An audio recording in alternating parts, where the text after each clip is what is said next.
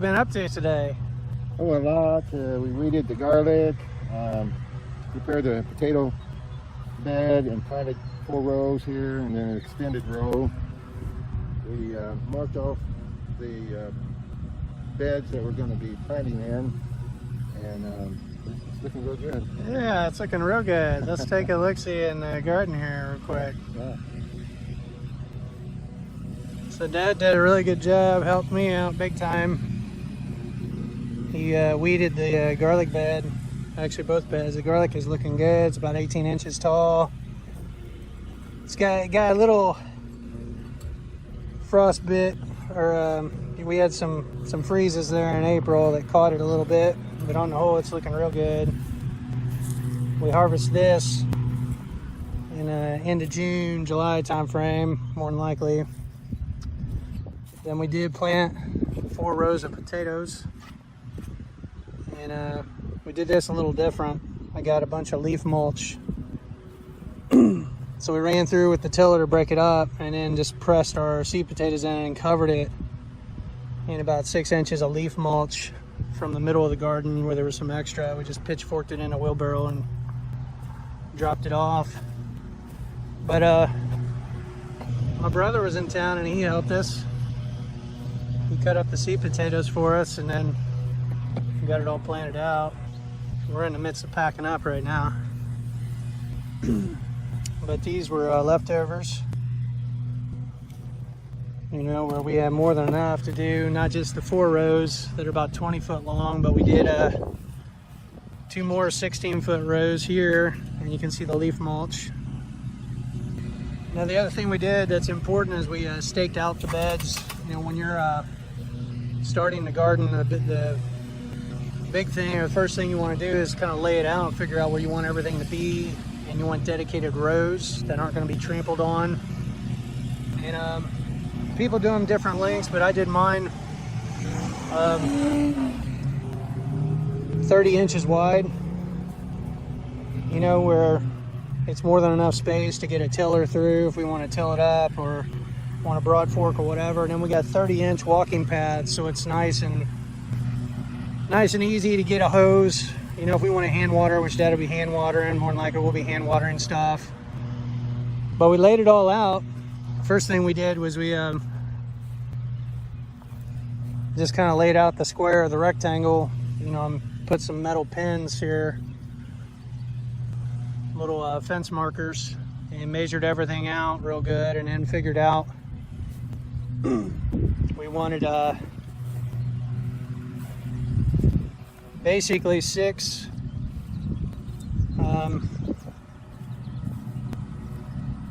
I believe there's 16-foot beds, so every other one starting from the end. So this will be a cultivated bed here, then we're going to skip it, and then another set of beds, so on and so forth, to where we get 6 nice garden beds to plant in, cultivate. So we did the perimeter first with the metal post. Had a 50-foot measuring tape we were using, and then once we got our corner posts in, we laid them out every 30 inches. And then what we did was we went out on the corner beds here and laid out our 16 feet. Did that, and did it on the opposite set, and then we put our measuring tape down the middle. So we've got basically I think it's about a 6-foot walkway here that we can get in, you know, again, kind of move comfortably. For the posts,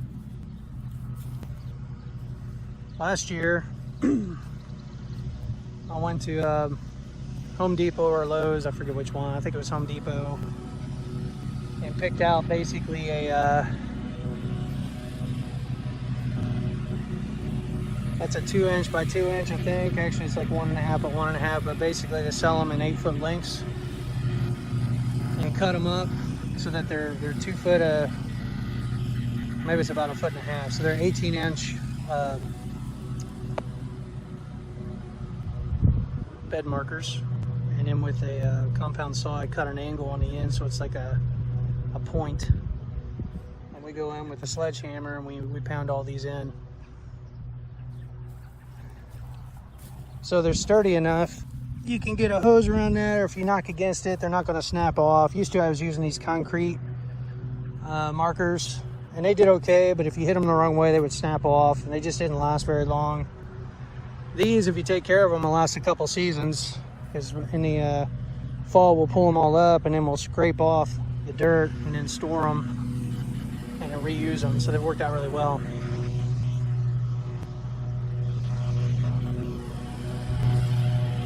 So we're gonna move the tomato trellis this year. It's been in the same spot for a while now. And what we wanna do is create some more space. So what we're gonna do is take them apart and we get rid of this top rail. We're not really using this. I'm gonna repurpose this for something else. Maybe build some other trellises elsewhere in the garden. But we'll move our T-post down about 4 foot, so we still have about a 5 foot path between the edge of the first bed and the tomato trellis. And there's our neighbor mowing grass. He loves mowing grass.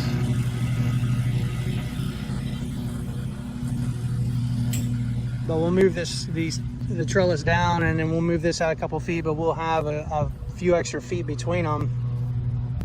Because the other thing I've learned over the years is with the sun tracking here on the south side of the garden and kind of going over, the tomatoes want to grow towards the sun. So I really need to plant them on the north side of the trellis on both sides, which means I need more space. So the idea, instead of having a 4 foot walkway here, we'll have about a 6 foot walkway, and then probably about a 6 foot space between trellises. So again, the whole idea is to make it easy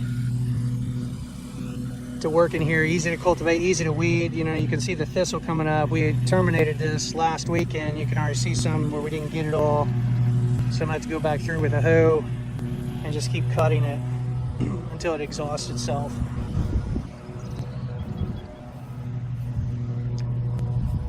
We'll try to get some watermelon and stuff planted later out in the open area. The stuff that's kind of prickly, that's, you know, not going to be as prone to like predators. Though we don't have a lot of pests. I mean, the raccoons, we've had maybe one over the years. We had maybe one groundhog. Our biggest pest was rabbits, but most of those are gone now. I haven't seen any this spring, which is weird. But I think, you know, we keep trapping them each year. And then there's some neighborhood cats that like the baby bunnies, and we'll get those. So I think we've kind of reduced the rabbit population to the point where it's a non-issue now.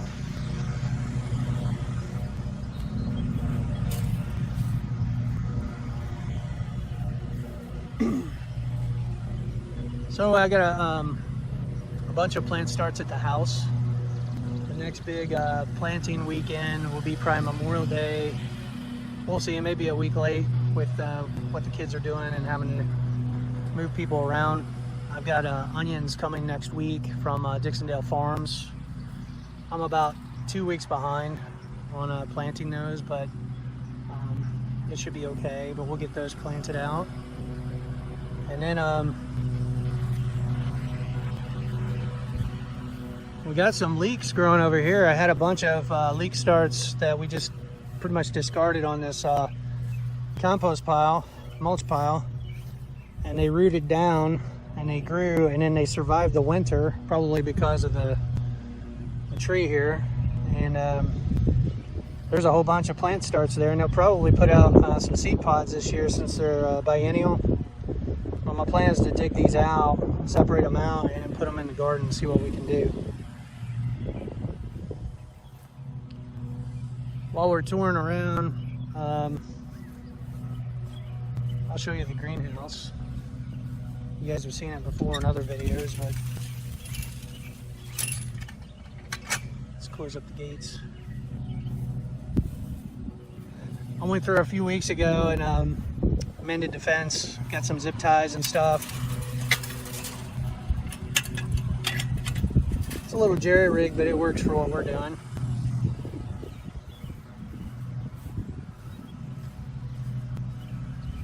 Let me get some stuff potted up, and then we'll bring that out here in the next week or so out to the greenhouse. Now, back in, I think it was March, we had a freak like 60-degree weather day or whatever, so I pressure washed this thing pretty good, but it's got another layer of dust on it. But by and large, the panels, I mean, everything is in really good shape. My window louvers are both working great. I got my side window louver here, and then the top one there. I mean, it's still pretty hot. I mean, it's pushing 100. But the peppers and tomatoes, I love that. And we'll set a little table up where I can get the plants out in the wind and stuff like that. So, yeah, a little late start, but on the whole, things are going pretty well. And we should have another really good year.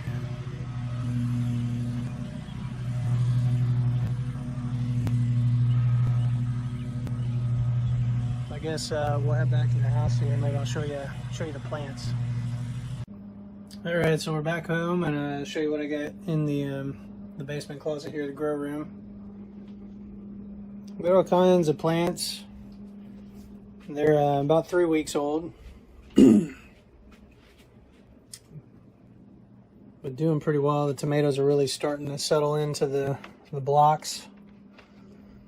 In fact, you can see roots coming out there where they're starting to air prune a little bit and starting to fill up this block. You can see the little gaps, about an 1/8 inch gap. That's enough to keep these for the most part separate.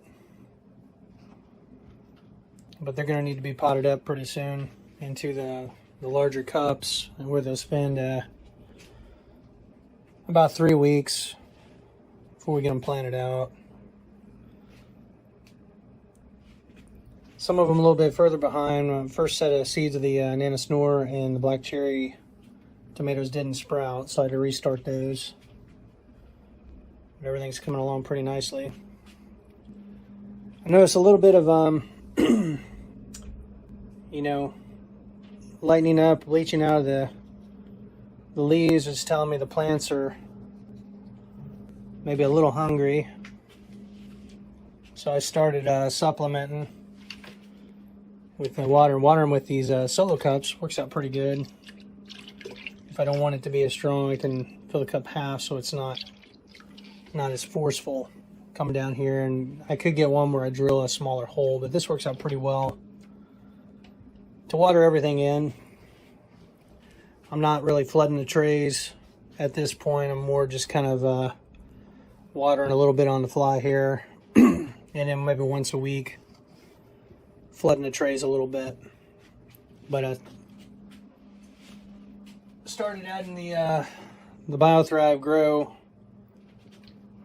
about a cap full or a gallon of water, and I started feeding these a little bit. The potting mix itself has, you know, nutrients and stuff, but again, for my larger plants, you know, that are starting to lighten up a little bit, I thought it'd be good to go ahead and start adding a little bit of nutrients to the water regimen. It could be the grow lights too. You know, that could be that the lights were a little too close to them, so I did raise the lights up in case that's what's causing them to bleach out a little bit. But this looks more like just a little bit of a deficiency. So just adding a little bit of fertilizer, liquid organic fertilizer to the water should do the trick to keep these things going so I can get them in the ground. Now I do have the fan running on speed 2. And I've got it kicked up at an angle so it keeps the air moving and agitates the plants a little bit to strengthen the stems and again to keep the mold down. So it's pretty warm in here right now. It's 76. It feels a little warmer than that. next to the lights here. 76 on maybe this corner of the room. Again, I'm going to try to get most of these potted up and out to the greenhouse where they can really start growing and everything. And then, like I said, in a couple weeks, we'll get everything planted out in the garden. And then I should have plenty of plants to give away or sell or whatever. I always do more than what I need in case, well, one, in case the things I plant initially, for whatever reason, get, fail or we have an issue. It's always good to have some backup plants, but then two, to help out friends and family. Maybe they're interested in having a little garden. So, guess that's it for now. Until next time, happy gardening. Bye.